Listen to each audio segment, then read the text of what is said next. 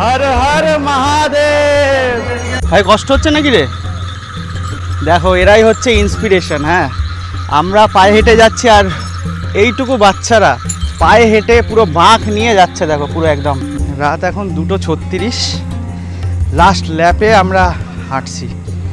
Father কি মনে হচ্ছে? বড়ই কঠিন। আমার ওই শ্রীখণ্ড কৈলাস, কিন্নর কৈলাস অনেক সোজের থেকে।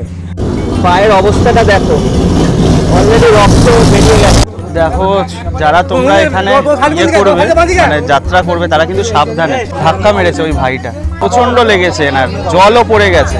টোটাল 37 থেকে 40 কিলোমিটার হেঁটে যেতে হবে, যেটা কিন্তু খুবই টাফ। একটা জিনিস দেখায়, দেখো পায়ের অবস্থা দেখো, অলরেডি কিন্তু ফোসকা পড়েছে।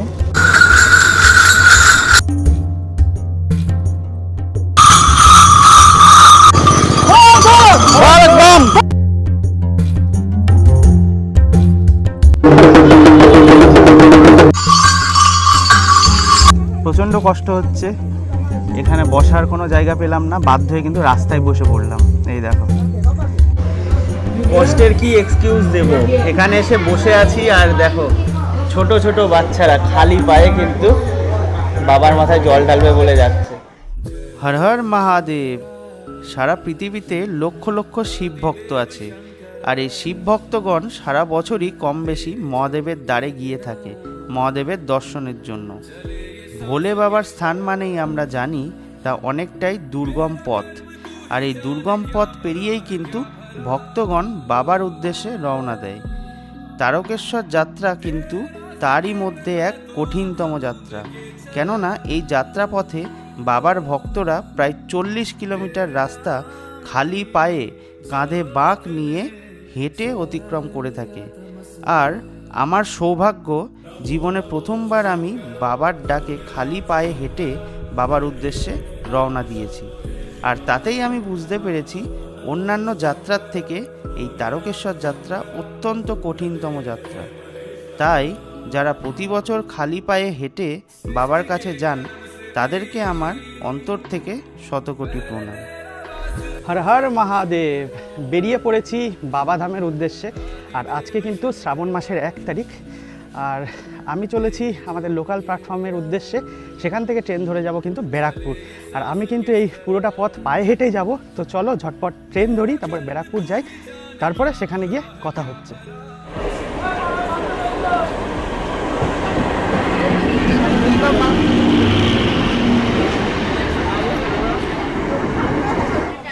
তো নেমে গেছি ব্যারাকপুর, আর ব্যারাকপুরে কিন্তু আমারই বন্ধু, তোমরা সকলেই চেনো, দফাদার বাবু, ওর সাথে দেখা হয়ে গেছে।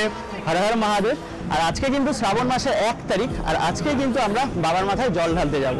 আর এতক্ষণ কিন্তু প্রচণ্ড রোদ্দুর ছিল, আর শ্রাবণ মাস বলে কথা, আকাশটা দেখো কালো মেঘে কিন্তু ছেয়ে গেছে। আর এরপরে কিন্তু ব্যারাকপুর থেকে ওই সাইডে যাব, ওখান থেকে অটো ধরে ডাইরেক্ট ঘাটে যাব। তো দেখো এই হচ্ছে প্ল্যাটফর্ম, এই প্ল্যাটফর্ম থেকে বেরিয়েই কিন্তু এই সামনেই টোটো অটো পেয়ে যাবে। এখান থেকে কিন্তু তোমরা ডাইরেক্ট ঘাটে পৌঁছে যেতে পারো, আর এখান থেকে কিন্তু 15 টাকা ভাড়া নেবে।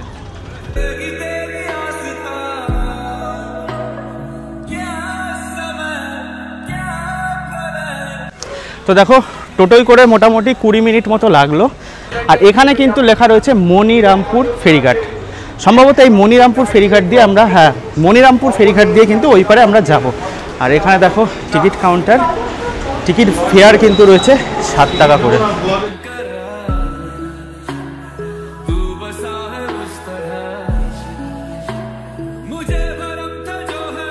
তো দেখো টিকিট তো কেটে নিয়েছি, 7 টাকা করে ভাড়া। আর দেখো প্রত্যেক কিন্তু সকাল 6টা থেকে রাত 11টা অবধি 10 মিনিট অন্তর অন্তর কিন্তু ফেরি সার্ভিস চলবে। তো দেখো ঝিরিঝিরি বৃষ্টি তো অলরেডি শুরু হয়ে গেছে, আর আমরা কিন্তু এই পারে মানে ব্যারাকপুরের যে ঘাট রয়েছে মমিনপুর ঘাট, সেই ঘাটে চলে এসেছি। এখান থেকে কিন্তু ওপারে যাব। তোমাদেরকে একটা কথা বলে দিই, যারা তোমরা রানাঘাট বা শিয়ালদার দিক থেকে আসছো, তারা কিন্তু ডাইরেক্ট ব্যারাকপুর এসে এই ঘাট পার হয়ে খুব সহজেই পৌঁছে যেতে পারো। আর যারা তোমরা হাওড়ার দিক থেকে আসছো, তারা কিন্তু হাওড়া থেকে এসে শেওড়াফুলি স্টেশনে নেবে, ওখান থেকে তোমরা নিমাই তীর্থ ঘাটে পৌঁছে যেতে পারো। তো দেখো আমাদের লঞ্চ কিন্তু ছেড়ে দিল, আর আমার হাতের ঠিক সোজা ওইখানে হচ্ছে নিমাই তীর্থ ঘাট, ওখানেই কিন্তু যাব। আর এখন কিন্তু আমাদের ওই পারে সামনে আমরা নামবো, তারপরে এই ধার দিয়ে কিন্তু হেঁটে গিয়ে ওই ঘাটে যাব।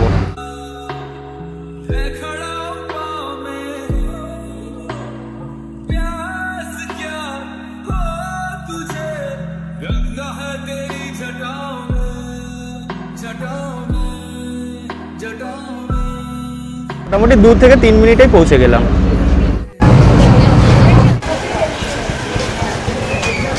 দেখো এপারে শেওড়াফুলি ঘাটে তো চলে এসেছি। শেওড়াফুলি ঘাট থেকে এই সাইডে, মানে ঠিক এই সাইডে কিন্তু 300 থেকে 400 মিটার গেলেই শেওড়াফুলি যে স্টেশন, আর এই রাস্তা দিয়ে কিন্তু আমরা সোজা চলে যাব মোটামুটি 1 কিলোমিটার হেঁটে নিমাইতীর্থ ঘাটে। নিমাইতীর্থ ঘাটের দিকে যত যাবে তত কিন্তু প্রচুর দোকান তোমরা পেয়ে যাবে। এখান থেকে কিন্তু তোমরা ঘট থেকে শুরু করে তোমরা যদি বাঁক নিতে চাও সব কিছু কিন্তু তোমরা এখান থেকে পেয়ে যাবে। দেখো এখানে কিন্তু মাটির ঘটও রয়েছে। দাদা এই মাটির ঘটগুলো কীরকম দাম? 50 টাকা জোড়া। দেখো এখানে তোমরা চাইলে কিন্তু মাটির ঘটও নিয়ে যেতে পারো। আর এই যত নিমাইতীর্থ ঘাটের দিকে এগিয়ে যাবে তত কিন্তু প্রচুর দোকান পেয়ে যাবে। আর দেখো তোমাদের বলে দিই, এখানে কিন্তু বিভিন্ন রকমের জল ভরার যে পাত্র, মানে বাবার মাথায় জল ঢালার জন্য যে পাত্র, সেটা পেয়ে যাবে। কেউ বাঁক নিয়ে যাচ্ছে, কেউ ছোট ঘট নিয়ে যাচ্ছে, কেউ আবার এরকম পাত্র নিয়ে যাচ্ছে। আমি কিন্তু এরকম পাত্রই নিয়ে যাচ্ছি বাবার মাথায় জল ঢালার জন্য। আমার যদিও এটা ফার্স্ট টাইম, দেখা যাক বাবা কত দূর আমাকে খালি পায়ে নিয়ে যায়। আর যদি পুরোটা যেতে পারি তাহলে তো আমি নিজেকে সার্থক মনে করবো, আর চেষ্টা করবো পুরোটাই যাওয়ার। আর চলো এবার নিমাইতীর্থ ঘাটের দিকে এগিয়ে। আরও একটা কথা বলে দিই, যারা তোমরা এখানে নিরামিষ ভাত খেতে চাও তাদের জন্য কিন্তু প্রচুর হোটেল রয়েছে। দেখো এখানে কিন্তু খাওয়ার জায়গাও রয়েছে। আলু পোস্ত তরকারি আছে। দাদা কি নিরামিষ ভাত পেট পূরণ? হ্যাঁ পেট পূরণ। আচ্ছা কত? 50 টাকা। তো তোমরা যারা দূর থেকে আসছো তারা কিন্তু এখানেও খাওয়া দাওয়া করে নিতে পারো। তো বাড়ির থেকে তো খেয়ে নিয়েছিলাম, আবার এখানেও মোটামুটি 3টে বাজে। আর তার আগে ভাবলাম যে এখান থেকে একটু লাঞ্চ করে নেওয়া যাক। আর 50 টাকায় পেট পূরণ তোমাদের তো দেখালামই। আর এই নিমাইতীর্থ ঘাটের দিকে যেতে কিন্তু প্রচুর এরকম হোটেল তোমরা পেয়ে যাবে। আর দেখো 50 টাকায় কী কী দিয়েছে, ভাত, তার সাথে ডাল, আলু ভাজা, আলু পোস্ত আর সয়াবিন আলুর তরকারি। আর এরপরে বললো আবার চাটনি পাঁপড়ও রয়েছে। তো ঝটপট খাওয়া দাওয়া করে নিই, তারপরে একবারে নিমাইতীর্থ ঘাটে গিয়ে স্নান করে বাবার উদ্দেশ্যে রওনা দেব। তো দেখো খাওয়া দাওয়া তো কমপ্লিট হয়ে গেল, একদম নিমাইতীর্থ ঘাটের আগেই ওই হোটেলে খেয়ে নিলাম। আর অলরেডি দেখো জল নিয়ে বাঁকে করে প্রত্যেকে কিন্তু রওনা দিয়ে দিচ্ছে। আর এই হচ্ছে দেখো নিমাইতীর্থ ঘাট।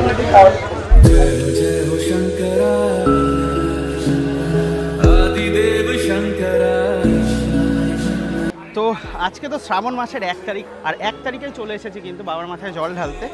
আর আজকেই কিন্তু প্রচুর ভিড় রয়েছে এখানে। দেখো সামনে নিমাইতীর্থ ঘাটে প্রচুর ভিড়। দেখো এই দাদারাও কিন্তু যাবে, খুব সুন্দরভাবে বাঁক সাজিয়েছে। দেখো দাদারা কোথার থেকে? দাদা মেদিনীপুর, তমলুক। দেখো এই ভাইরা দাদারা প্রত্যেকে কিন্তু এই বড় বাঁক নিয়ে যাবে। দেখো এই ঘাটেই কিন্তু স্নান করে সকলে এখানে বাঁক রাখার জন্য ব্যবস্থা রয়েছে সকলের জন্য।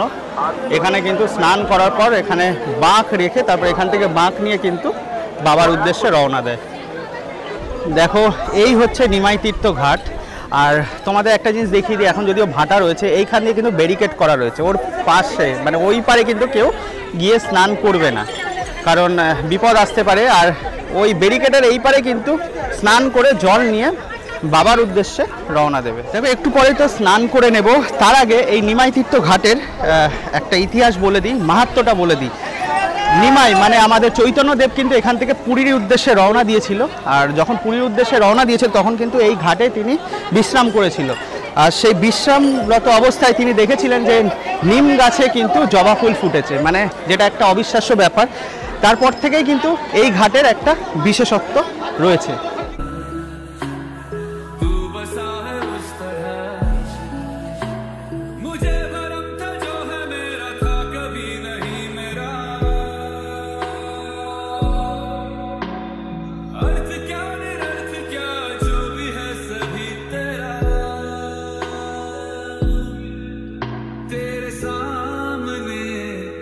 দেখো আমরা তো 3টে নাগাদ চলে এসেছিলাম, আর যত সময় যাচ্ছে মানে সময় এগোচ্ছে তত কিন্তু ভিড় বাড়ছে। আর আজকে শ্রাবণ মাসের 1 তারিখ বলে কথা, স্নান তো করে নিয়েছি, এবার কিন্তু রওনা দেবো। তার আগে দেখো যখন আমরা স্নান করলাম তখনও কিন্তু এতটা ভিড় ছিল না, এখন কিন্তু কাতারে কাতারে মানুষ আসছে। মানে শুধু বাবার টানেই কিন্তু লক্ষ লক্ষ পুণ্যার্থী এই এতটা পথ, প্রায় 40 থেকে 42 কিলোমিটার পথ কিন্তু পাড়ি দেয়। আর দেখো এই মুহূর্তে কিন্তু ঘাটে প্রচুর ভিড়। আর তোমরা যারা ভিডিওটা দেখছো তাদের জন্য বলি, আমার জন্য প্রে করো, আমি যেন পুরোটা পথ পায়ে হেঁটে গিয়ে বাবার মাথায় জল ঢালতে পারি। কারণ এটা আমার ফার্স্ট টাইম, এর আগে কেদারনাথ গেছি, কিন্তু এটা কিন্তু টোটালি ডিফারেন্ট, কারণ খালি পায়ে কিন্তু এতটা পথ এগিয়ে যেতে হবে। তো চলো এবার রওনা দেওয়া যাক।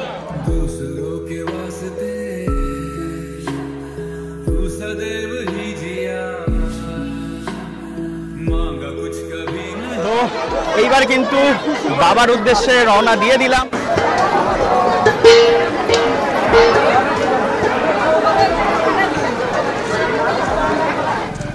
তো দেখো নিমাই তীর্থ ঘাট থেকে তো মোটামুটি 100 মিটার এগিয়ে এসেছি, তার পাশেই কিন্তু রয়েছে ভদ্রকালী মন্দির।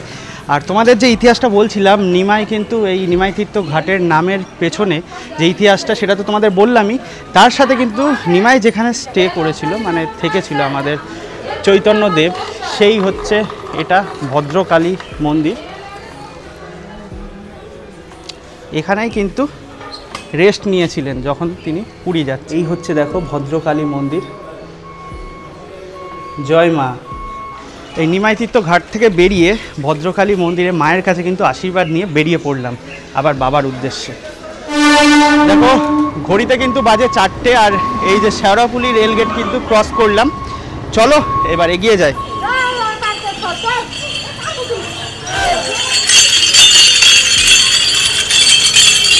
দেখো বাবার কাছে যেতে গেলে কিন্তু পদে পদে মানে আমাদের বাধা অতিক্রম করতে হবে। বাধা বলতে কেমন, দেখো ম্যানমেড বাধাও আছে এখানে। দেখো আজকে কিন্তু পিচ ঢালা হচ্ছে, মানে বুঝতে পারছো, প্রত্যেক পুণ্যার্থী আজকে বাবার মাথায় জল ঢালতে যাবে, আর গরম পিচ ঢেলে কিন্তু রাস্তা সারাই চলছে। মানে অবাক কাণ্ড না, মানে কি বলবো আর। যাই হোক, বাবার কাছে যাচ্ছি মনে শান্তি নিয়ে। দেখো একটা জিনিস রাস্তায় যেতে যেতে ভালো লাগলো, কিন্তু এখানে কিন্তু খাওয়ার জল রয়েছে, তার সাথে কিন্তু বায়ো টয়লেটও রয়েছে, যাতে পুণ্যার্থীদের কোনো অসুবিধা না হয়। এবার দেখা যাক, সবে তো এইটুকু এসেছি, মনে হচ্ছে রাস্তার পাশে পাশে মানে সাইডে সাইডে এরকম বায়ো টয়লেট, তার সাথে জল খাওয়ার ব্যবস্থাও রয়েছে। অ্যাজ এ ট্রাভেল ব্লগার আমার মনে হয় যে একাত্মবোধ হওয়া খুবই প্রয়োজন। আমাদের পশ্চিমবঙ্গে কিন্তু রয়েছে বাবা ধাম, মানে আমাদের যে তারকেশ্বর সেই ধাম। আর এর আগে তো কেদারনাথ গেছি, সেখানে কিন্তু পায়ে হেঁটেই গেছি, তবে পায়ে জুতো ছিল। আর তারকেশ্বরে কিন্তু একটা ব্যাপার রয়েছে, যেটা হচ্ছে খালি পায়ে কিন্তু এই টোটাল 37 থেকে 40 কিলোমিটার হেঁটে যেতে হবে, যেটা কিন্তু খুবই টাফ আমার মনে হচ্ছে। আপাতত মোটামুটি 2 কিলোমিটার হেঁটে এসেছি, তাতেই মনে হচ্ছে যেন পায়ে মানে ব্যথা ব্যথা করছে, ছোট ছোট নুড়ি কাকড় ফুটে যাচ্ছে। তাহলে বুঝতেই পারছো, মানে আমরা হয়তো পৃথিবী বা ভারতবর্ষে বিভিন্ন জায়গায় ঘুরে বেড়াই তোমাদেরকে ভিডিও উপহার দেওয়ার জন্য, তবে আমাদের পশ্চিমবঙ্গে কিন্তু এতটা টাফ একটা মানে যাত্রা রয়েছে, যেটা কিন্তু তোমরা চাইলে পরখ করে দেখতে পারো। আর আমি তো যাচ্ছি মোটামুটি 2 কিলোমিটার কিন্তু পায়ে হেঁটে চলে এসেছি, আর এখন কিন্তু ওল্ড দিল্লি রোড ক্রস করছি।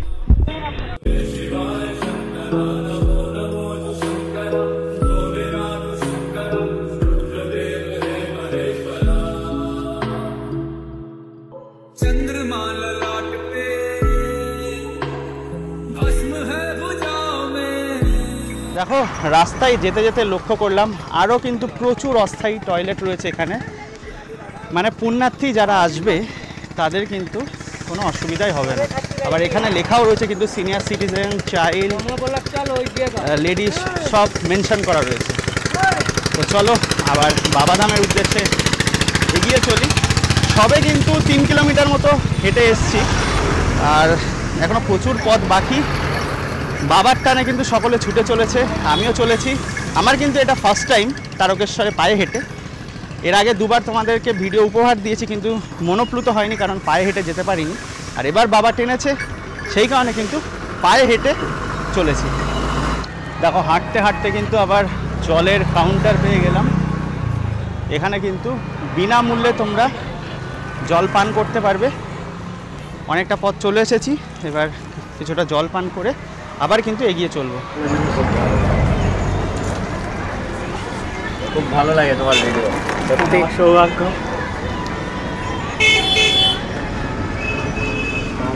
প্রবলেমটা কোথায় হয় সেটা তোমাদেরকে বলছি। এখানে দেখো এই যে ছোট ছোট মানে পিচের সাথে সাথে দেখো খোয়া রয়েছে, এই যে ঢেলাগুলো রয়েছে এইগুলোই কিন্তু পায়ে ফুটে যায়।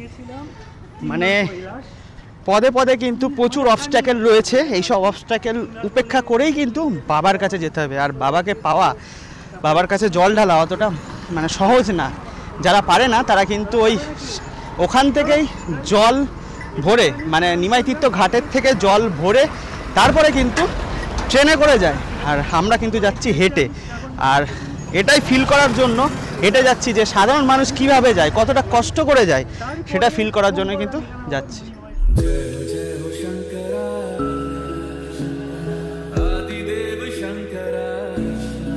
হর হর মহাদেব, হর মহাদেব। আমার সাথে আজকে কে যাচ্ছে দেখো, তোমাদের সকলের প্রিয় দফাদার বাবু। আর মোটামুটি আমার আসার পেছনে কিন্তু দফাদারের অনেকটাই হাত রয়েছে। মহাদেবের হাত রয়েছে, আমি কোথায় না, মহাদেবের হাত তো রয়েছে, তার সাথে কিন্তু হঠাৎ কালকে মানে গতকাল বিকেলে দফাদার ফোন করে যে যাবে নাকি। তা আমার একটু ইচ্ছা ছিল পায়ে হেঁটে যাব, তা একজন সাথী হলে খুব সুবিধা হয়, তো সেই কারণে কিন্তু দফাদার বললো আর না করতে পারলাম না। তার সাথে কিন্তু বাবার ডাক, তো পায়ে হেঁটেই কিন্তু এগিয়ে চলেছি। আর এখন মোটামুটি দফাদার 5-6 কিলোমিটার আমরা হেঁটে চলে এসেছি কিন্তু গল্প করতে করতে। বেশ ভালোই লাগছে নাকি? একদম, আর বাবার কাছে যাব আনন্দ করতে করতে যাব, যতই কষ্ট যতই একদম একদম। যাই আমি কি বলি কথা, জীবনে কেউ থাকুক বা না থাকুক মুখে যেন সবসময় হাসি থাকুক, কারণ এই হাসিটা শুধুমাত্র নিজের, আর সব উপরে আলার। তো চলো এবার আমরা আস্তে আস্তে এগিয়ে যাই। হর হর মহাদেব। কোথা থেকে আসছো? আরামবাগ থেকে। দেখো একটা জিনিস লক্ষ্য করো, আমার সাথে কিন্তু কথা বলছে, কিন্তু রাস্তায় দাঁড়িয়ে না, কিন্তু একদম বাবার উদ্দেশ্যে রওনা দিয়ে হেঁটে হেঁটে কিন্তু যাচ্ছে, তার সাথে আমাদের সাথে কথা বলছে। আর দেখো সকলের কত কি নেশা থাকে, বাবার নেশা কিন্তু অন্যরকমই। এইটুকু বাচ্চা মেয়ে, সেও কিন্তু বাবার টানে ছুটে চলেছে। কষ্ট হচ্ছে নাকি? দেখো আবার কষ্টও হচ্ছে না, সেটাই বলছে কিন্তু। চলো এগিয়ে চলো, আমরাও যাচ্ছি। দেখো মোটামুটি 5 কিলোমিটার মতো হেঁটে এসেছি। 5 কিলোমিটার হেঁটে 5 মিনিট রেস্ট, আবার 10 কিলোমিটার 10 মিনিট রেস্ট। না না, এরকম না, 5 মিনিটই রেস্ট হবে। অ্যাকচুয়ালি সেটাই, মানে কারণ বেশি রেস্ট নিলে কিন্তু শরীর ছেড়ে দেবে, তারপরে কিন্তু আর এগোতে পারবো না। এখানে অনেকেই বসেছিল, আমিও ভাবলাম মাত্র 5 মিনিট একটু রেস্ট নিয়ে। পাশে দাদারা বসেছিল বলে আর লোভ সামলাতে পারলাম না। একদম, একটু বসে নিই, তারপরে আবার বাবার উদ্দেশ্যে রওনা দেবো।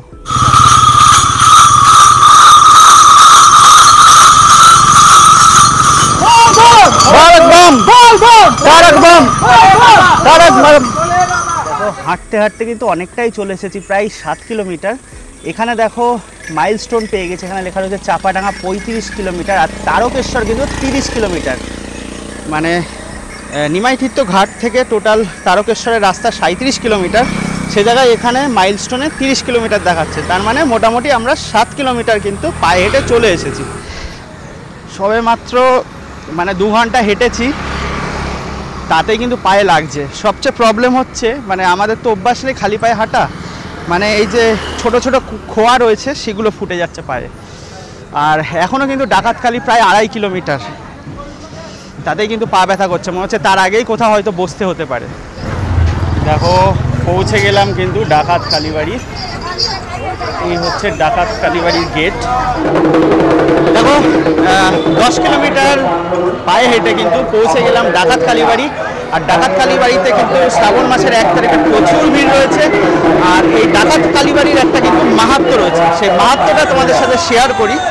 অ্যাকচুয়ালি দেখো রঘু ডাকাত আর গগন ডাকাত, মা শারদা যখন শ্রীরামকৃষ্ণের সাথে দেখা করতে যাচ্ছিলেন তখন কিন্তু এই পথেই যাচ্ছিলেন। তখন রঘু ডাকাত আর গগন ডাকাত তার পথ আটকেছিলেন, আর পথ আটকানোর পর কিন্তু মায়ের চোখে রক্তবর্ণ দেখেছিলেন যে দুজন ডাকাত ছিল।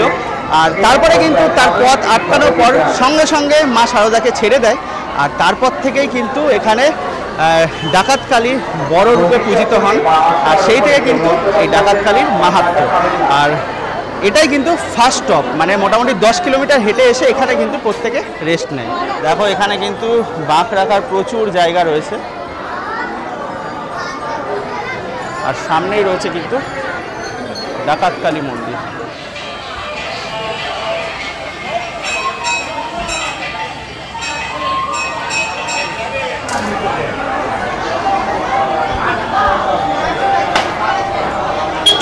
দেখো মাকে প্রণাম জানিয়ে কিন্তু আবার তারকেশ্বরের উদ্দেশ্যে রওনা দিয়ে দিলাম। বেশি রেস্ট নিলাম না, কারণ বেশি রেস্ট নিলেই কিন্তু শরীর ছেড়ে দেবে, আর কিন্তু এগিয়ে যেতে পারবো না। এখন মোটামুটি 7:10 বাজে, বেরিয়ে পড়লাম এই ডাকাত কালী মন্দির থেকে। দেখো ডাকাত কালীবাড়ি থেকে কিন্তু আমরা মেন রুটটা নিয়েছিলাম, আর মেন রুট এসে মিশছে আবার ডাকাত কালীবাড়ির ওখান দিয়ে যে রাস্তাটা এসেছে সেই মোড়টাতে। আর সেই মোড়টাতে এসে কিন্তু আবার রেস্ট নিচ্ছি, মোটামুটি 3 থেকে 3.5 কিলোমিটার হেঁটে আসলাম। আর প্রত্যেকে কিন্তু বাবার মাথায় জল ঢালার জন্য হেঁটে যাচ্ছে। আর এখন একটু রেস্ট নেব, কারণ পা কিন্তু মারাত্মক ব্যথা করছে। মোটামুটি প্রায় 13 থেকে 14 কিলোমিটার হেঁটে এসেছি, তাতেই পায়ের অবস্থা খুবই খারাপ। দেখো, আর কেসটা হয়েছে কি, প্রথমেই ওই যে ওখানে রাস্তা করছিল গরম পিচ, সেই পিচ লেগেছে। দেখো এই দেখো কালো কালো হয়ে গেছে পা, মানে এই জায়গাগুলো মারাত্মক ব্যথা, গরম পিচে পা দিয়েছি আর কি। এখন এগিয়ে চলেছি কামারকুণ্ডু ফ্লাইওভারের ওপর দিয়ে। আর এখান থেকে কিন্তু এখনও প্রায় 21 কিলোমিটার বাবার মন্দির। আর সত্যি বলতে প্রচণ্ড কষ্ট হচ্ছে এইবার, প্রচণ্ড কষ্ট।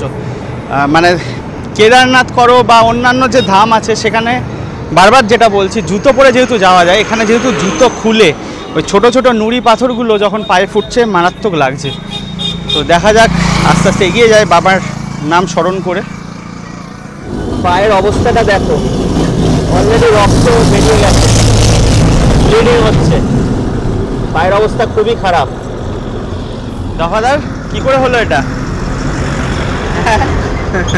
বাবা কি এরকম অবস্ট্যাকেল দেবেই? অবশ্যই, বাবার কাছে যাওয়া তো কি সোজা, কষ্ট তোমার দেবেই, কিন্তু যখন পৌঁছে যাবে তখন অমৃত লাভ পাবে আর কি। সেটা চলো, এরকম আসবে এই জীবনে। মানে বুঝতে পারছো অলরেডি কিন্তু ওর পায়ে মানে ব্লিডিং হচ্ছে, এই অবস্থায় কিন্তু এগিয়ে চলেছে। তোমরা কিন্তু একটু সাবধানে যাবে, সাবধানে হাঁটবে, কারণ যেহেতু মেঠো পথ না, যেহেতু পিচের রাস্তা, মানে পদে পদে কিন্তু বাধা রয়েছে। তো মোটামুটি অর্ধেক রাস্তা চলে এসেছি, সেই উপলক্ষে মিষ্টি মুখ, গরম রসগোল্লা, হালকা গরম রয়েছে, তো গরম রসগোল্লা নিয়ে নিয়েছি আমি আর দফাদার দুটো করে। তো খেয়ে নিই, তারপরে রাস্তায় কি পাবো না পাবো তো বুঝতে পারছি না, কারণ আজকে তো ভান্ডারা সেইভাবে নেই। সোমবারে মানে যারা তোমরা রবিবারে হাঁটা শুরু করবে তারা কিন্তু প্রচুর ভান্ডারা পাবে।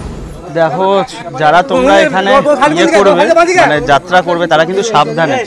এখানে দেখো অলরেডি কিন্তু একজনকে ধাক্কা মেরেছে ওই ভাইটা,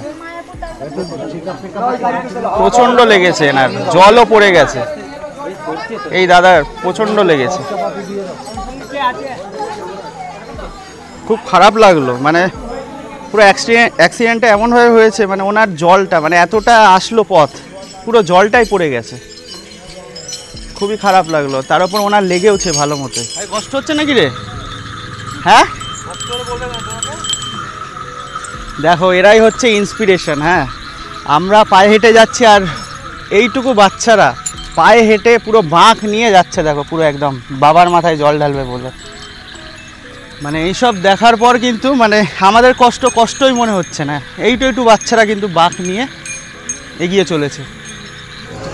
দেখো টাইম আপডেট তোমাদের বলে দিই, এখন কিন্তু 12:14 বাজে, আর এখন কিন্তু পৌঁছে গেছি কাশী বিশ্বনাথ সেবা সমিতিতে।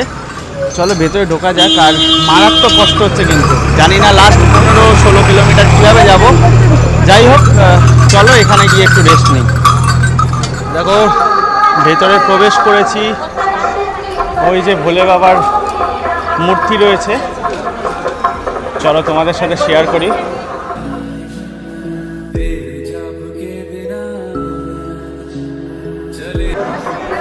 এই জায়গায় কিন্তু প্রচুর মানুষ রেস্ট নিচ্ছে, মানে সকলে বুঝতে পারছো 20-22 কিলোমিটার হেঁটে এসে কিন্তু শরীর পুরো শেষ, কিন্তু বাবার কাছে যাওয়া চাই, সেই কারণে কিন্তু প্রত্যেকে রেস্ট নিচ্ছে। দেখো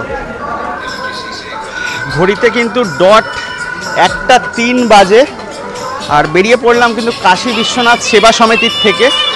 আর এখন কিন্তু শুধু পায়ে ব্যথা না, আরও একটা দোষর, সেটা হচ্ছে এত ঘাম হচ্ছে এত পরিমাণে, এই পুরো নুনটা কিন্তু চোখে পড়ছে আর চোখ জ্বালা করছে মারাত্মক। তো এখনও কিন্তু 14 কিলোমিটার আস্তে আস্তে কিন্তু এগিয়ে যাব। আর এই লাস্ট ল্যাপটা যেটা বলে, মোটামুটি এখান থেকে লোকনাথ 12 কিলোমিটার, তোমাদের যেটা আগেই বললাম, এই লাস্ট 12 কিলোমিটার, তারপরে বাবা তারকনাথের যে ধাম, যে মন্দির, সেটা কিন্তু এখান থেকে 14 কিলোমিটার। এই পথটা পেরোতে পারলে কিন্তু সাকসেস, মানে বাবার মাথায় পায়ে হেঁটে জল দিতে পারবো। তো চলো এবার আস্তে আস্তে এগিয়ে যাই, দেখি কখন পৌঁছায়।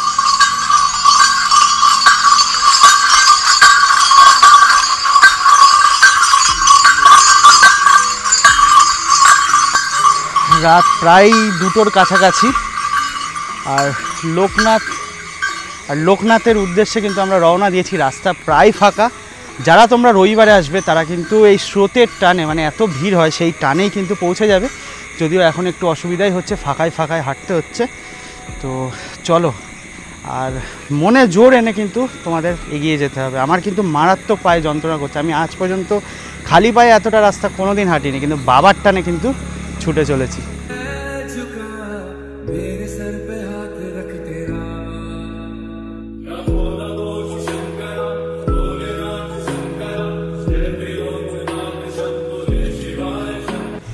রাত এখন 2:36, লাস্ট ল্যাপে আমরা হাঁটছি।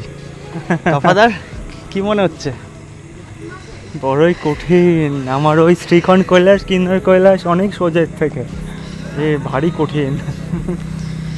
অ্যাকচুয়ালি কি, যেটা বারবার বলার, খালি পায়ে বলে কিন্তু প্রচণ্ডই টাফ লাগছে আমাদের ক্ষেত্রে। আর দেখা যাক, যতটা পারি। ইচ্ছা তো আছে একদম বাবার মাথায় জল ঢালবো পুরো পায়ে হেঁটে এবার, মহাদেবের একদম। তো আস্তে আস্তে আবার এগিয়ে যাই, মাঝে মাঝে তো কথা হবেই। কি রিলেট করতে পারছো? এখন কিন্তু একদম রাস্তায় বসে পড়েছি। মানে যারা তোমরা তারকেশ্বরে আসো তারা আশা করি এই ভিডিওটা দেখতে দেখতে রিলেট করতে পারছো।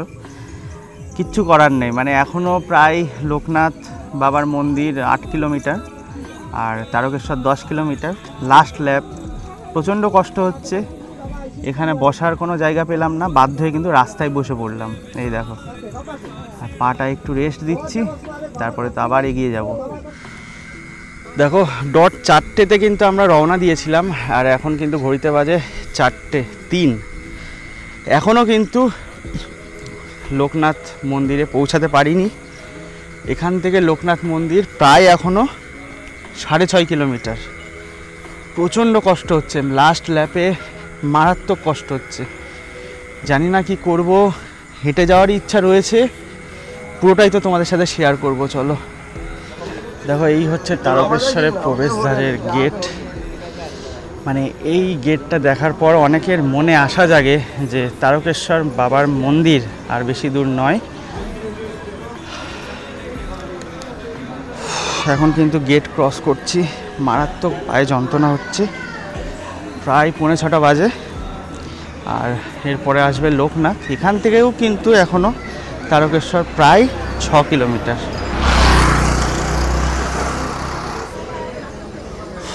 ফাইনালি কিন্তু পৌঁছে গেলাম লোকনাথ বাবার মন্দিরে। আর টাইম আপডেটটা তোমাদের দিয়ে দিই, 7:26। মারাত্মক বাজে রাস্তা, মানে এইটুকু মাত্র ভেতরের দিকে 300 মিটার মতো হেঁটে আসলাম। এত মানে ছোট ছোট পাথর, আর পারছি না। দেখো, এই হচ্ছে লোকনাথ বাবার মন্দির। এই লোকনাথ বাবার মন্দিরে কিন্তু একটা বিশেষত্বও রয়েছে। মনে করা হয় যে এখানে মানে জল না ঢাললে, মানে বাবাকে জল ঢালার আগে এখানে কিন্তু জল ঢেলে তারপরে যেতে হয়। এখানে জল না ঢাললে মানে যাত্রা সম্পূর্ণ হয় না, এরকম কথিত আছে।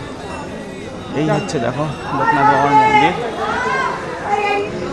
কষ্টের কি এক্সকিউজ দেব, এখানে এসে বসে আছি আর দেখো ছোট ছোট বাচ্চারা খালি পায়ে কিন্তু বাবার মাথায় জল ঢালবে বলে যাচ্ছে।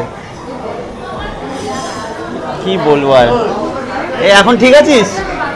হ্যাঁ, একদম জোশ নিয়ে তো, আর তো চলে এসছিস নাকি? দেখো মায়ের কোলে শুয়ে আছে, অপূর্ব সুন্দর দৃশ্য কিন্তু একদম। তো আর কিন্তু বেশিক্ষণ নয়, সকলে বসে এখানে রেস্ট নিচ্ছে মোটামুটি। আর ওই 2.5 কিলোমিটারের থেকেও কম, 2.3 কিলোমিটার ভেতর দিয়ে যদি যায়। তো এখানে ভাবছি অনেকক্ষণ রেস্ট নেব, ঠান্ডা মাথায় ধীরে সাজতে, তারপরে বাবার মাথায় জল ঢালতে যাব। আবার কিন্তু বেরিয়ে পড়লাম লোকনাথ বাবার মন্দির থেকে। আর একটা ভেতরে রাস্তা ধরে যাচ্ছি, এখান থেকে মাত্র 300 থেকে 400 মিটার মতো কম হয়, তো সেই কারণে কিন্তু ভেতর দিয়ে যাচ্ছি। চলো এবার একবারে বাবার মাথায় জল ঢালবো এখান থেকে, তবুও প্রায় 2.5 কিলোমিটার। বাবার মন্দির আর 1 কিলোমিটার দূর। হ্যাঁ, তোমাদের একটা জিনিস দেখাবো, আর তার আগে টাইম আপডেট দিয়ে দিই। সকাল 8:49 মানে 50। মারাত্মক কষ্ট হচ্ছে। আর তোমাদের যেটা বলছিলাম একটা জিনিস দেখায়, দেখো পায়ের অবস্থা দেখো, অলরেডি কিন্তু ফোসকা পড়েছে, কালো হয়ে গেছে। প্রথমেই তো পিচ লেগেছিল, গরম পিচ, তারপরে কিন্তু অলরেডি ফোসকা পড়া শুরু হয়েছে। মানে ঝটপট আবার বাবার মন্দিরে যেতে হবে, এখন 1 কিলোমিটার, কারণ ফোসকা পড়া যদি শুরু হয়ে যায় তখন কিন্তু আর হাঁটতেই পারবো না। যাই হোক, এই হচ্ছে কন্ডিশন। আর আমি পেরেছি বলবো না, এখন 1 কিলোমিটার বাকি। আশা করি তোমরাও পারবে। তো যারা তোমরা পণ করছো আসবে, তারা কিন্তু ঝটপট রেডি হয়ে যাও। আর এই ভিডিওটা দেখে যা যা আমি বললাম, মানে রাস্তার কন্ডিশন, সেই অনুযায়ী কিন্তু প্রিকশন নিয়ে তারপরে বেরিও। ফাইনালি বাবার মন্দিরের গেটের মধ্যে প্রবেশ করছি। অসাধারণ অনুভূতি কিন্তু। এইবার কিন্তু আর কষ্ট মনে হচ্ছে না, মনে হচ্ছে পথ আর একটুখানি, বাবার মাথায় আলটিমেটলি জল ঢালতে পারবো। এতটা পথ মানে পায়ে হেঁটে খালি পায়ে আসতে পারবো, এটা স্বপ্নেও ভাবিনি। তো যাই হোক, চলো একদম এখন কিন্তু বাবার মন্দিরের সামনে চলে এসেছি। চূড়া দেখতে পাচ্ছি। এই টানা 1 কিলোমিটার কিন্তু পুরো একদম টানা আসলাম, কোনো আর কষ্ট হলো না। মানে পায়ে যতই কষ্ট থাকুক, মানে মন বলছে একদম বাবার কাছে চলে এসেছি। আর এই হচ্ছে দেখো বাবার মন্দিরের চূড়া। হর হর মহাদেব। পৌঁছে গেছি, চলে এসেছি বাবার মন্দিরের সামনে। দেখো এবার কিন্তু বাবার মাথায় জল ঢালবো। আর দেখো, যদিও ভিডিওগ্রাফি ফটোগ্রাফি অ্যালাউ নয় ভেতরে, বাইরে থেকে যতটা পাচ্ছি তোমাদের সাথে শেয়ার। ঘড়িতে বাজে 9:30, মানে প্রায় 17.5 থেকে 18 ঘন্টা কিন্তু পায়ে হেঁটে বাবার মন্দিরে এসছি। এবার কিন্তু শ্রাবণ মাসে প্রথম দিকেই জল ঢালবো। জয় বাবা ভোলেনাথ।